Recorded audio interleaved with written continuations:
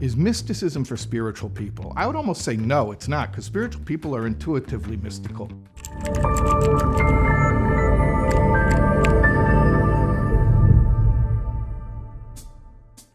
What is Kabbalah and what does it add to Judaism? The premise of the question implies that Kabbalah and Judaism are two different things, and that Kabbalah is coming to add something to Judaism.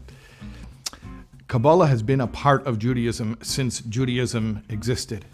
Kabbalah is the deepest level of understanding the truths of the Torah. So there are different levels on which you can understand any of the stories or the laws. You can understand them on a practical level, or you can go deeper and understand the spiritual mechanics of it. That's the Kabbalah. Is mysticism for spiritual people? I would almost say no, it's not, because spiritual people are intuitively mystical. Mysticism is for everyone, but especially for really practical people. Because when you're practically minded, you tend to fall into the trap of only relating to the what, the physicality of the world, instead of the why, the spiritual meaning of it all. So the more practical you are, probably the more you need to balance that out with studying some mysticism and understanding some of the deeper reasons why things are the way they are. When did Kabbalah become available to women and why? Kabbalah gradually became more available to everyone, not just to women. There were certain qualifications that teachers used to set for who is allowed to study Kabbalah.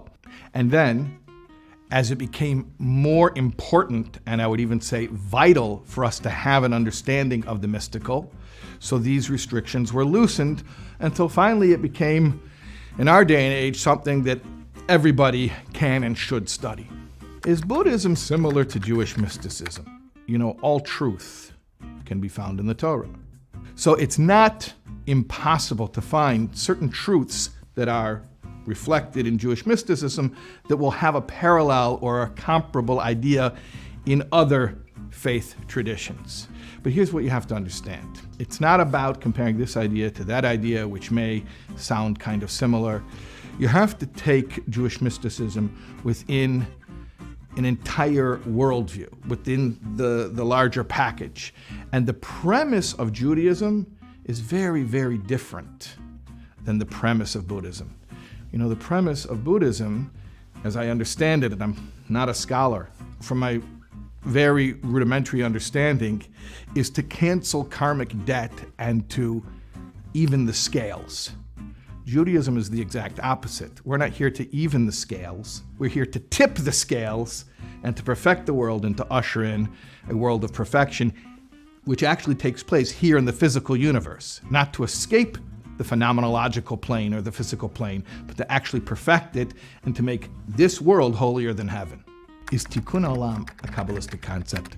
I think the question implies that there are concepts which are exclusively Kabbalistic and not reflected in other disciplines or fields of study within Judaism. What I would say is like this: perfecting the world is a Jewish concept which you will find on every level and every angle of Jewish study. The teachings of Kabbalah bring out a particular depth in how that perfection takes place, why that perfection is so important to the Infinite One, and how we ended up being the primary actors of bringing about that perfection.